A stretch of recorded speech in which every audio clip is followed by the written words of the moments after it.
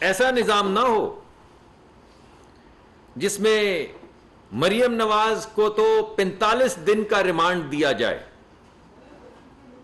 45 دن کا ریمانڈ دیا جائے نیب کی کال کوٹری میں،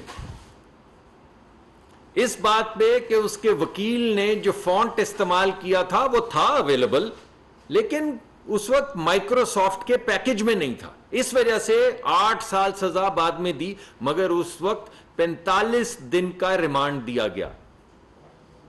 اور اگر کوئی غداری کے الزام کا سامنا کرے یا میوٹنی یعنی فوج کو اکسائے کہ وہ اپنا ڈسپلن توڑ کر اپنے ادارے کے خلاف کھڑے ہو جائیں، تو اس کا 2 دن کا ریمانڈ ہو، ایسا برابر ہو۔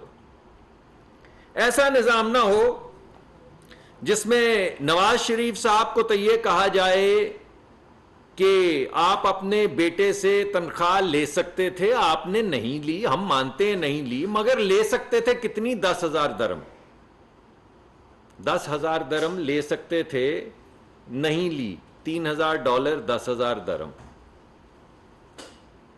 اس وجہ سے آپ اب صادق اور امین نہیں رہے، آپ تاحیات نااہل ہو گئے ہیں، نہ پاکستان میں سیاست کر سکتے ہیں، نہ وزیر اعظم رہ سکتے ہیں، نہ پارٹی کے سربراہ رہ سکتے ہیں۔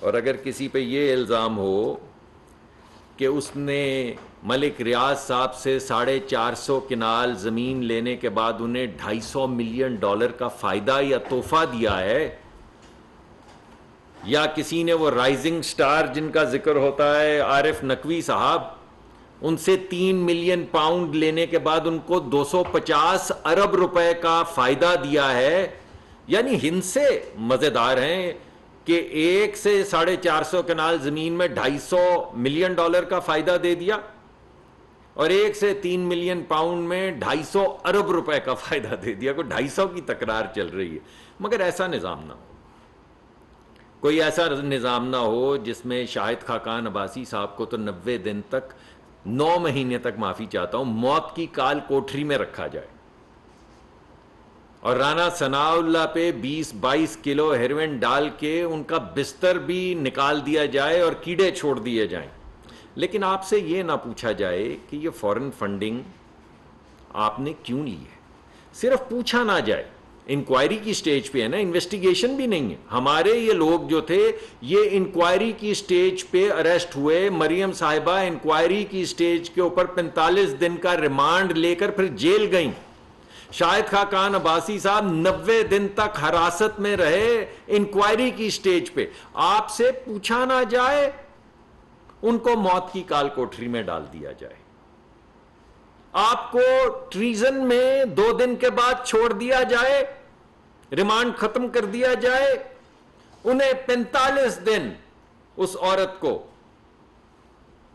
بند کیا جائے ریمانڈ پہ، کیونکہ آپ کی فونٹ کی انکوائری مکمل نہیں ہوئی، 2 دن میں بغاوت پہ اکسانے کی انکوائری ہو گئی، مگر 45 دن میں آپ کے وکیل نے فونٹ ڈاؤن لوڈ کیا جو تھا، ہم مانتے ہیں، مگر کیونکہ مائکروسافٹ میں نہیں تھا، یہ انکوائری مکمل نہیں ہو سکی۔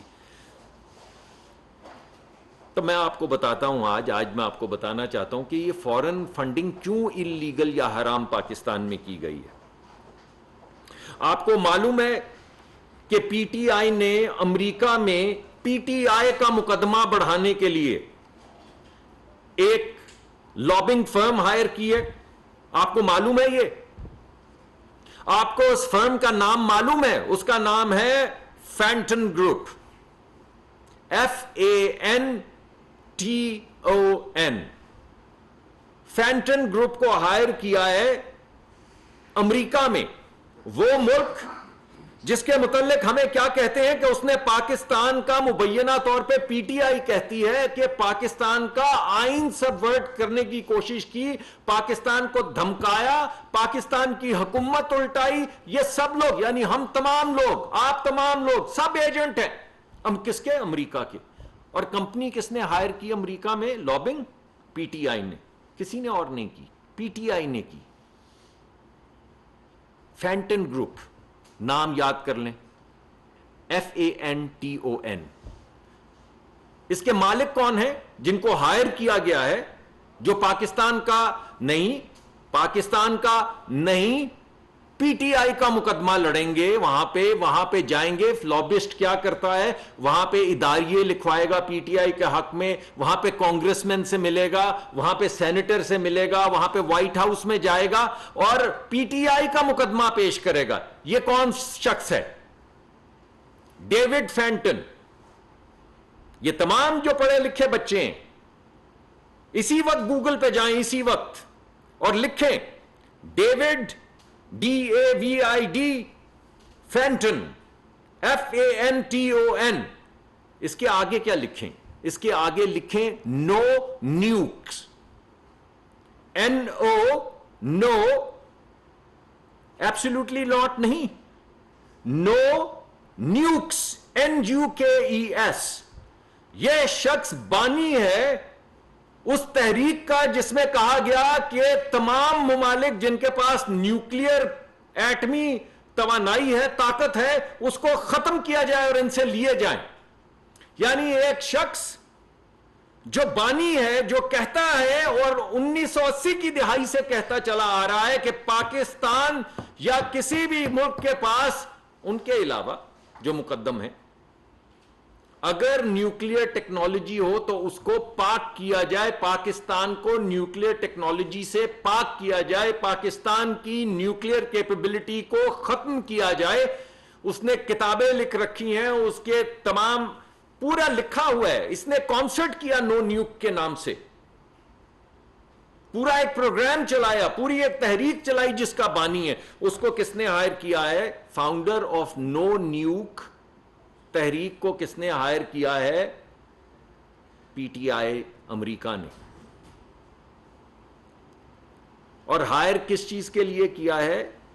کہ پی ٹی آئی کا مقدمہ کانگریس کے سامنے، سینٹ کے سامنے، وہاں کی ایڈمنسٹریشن کے سامنے رکھا جائے. اور کیا مقدمہ رکھا جائے؟ کون وہ مقدمہ لے کر جائے گا جو کہتا ہے کہ پاکستان کو نیوکلیئر ٹیکنالوجی سے پاک کیا جائے؟ اور غدار کون ہے؟ ہم ہیں غدار اور یہ ہیں وفادار. بہت اچھے بھائی، ہم تو آپ کو اس پہ بھی غدار نہیں کہتے، ہم صرف یہ کہتے ہیں جواب دیں.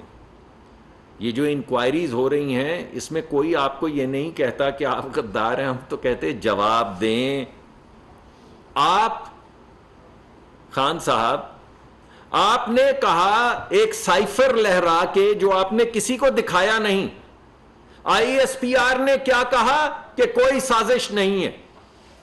پاکستان کی جو سیکیورٹی کمیٹی ہے اس نے کیا کہا؟ کوئی سازش نہیں ہے. آپ نے کہا کہ یہ ملک کے خلاف سازش ہے. آپ نے کہا کہ پاکستان کے آئین کو پامال کر رہے ہیں. آپ نے کہا کہ پاکستان کے آئین کو پامال کر کے حکومتیں الٹا رہے ہیں. کون الٹا رہا ہے؟ امریکہ. یا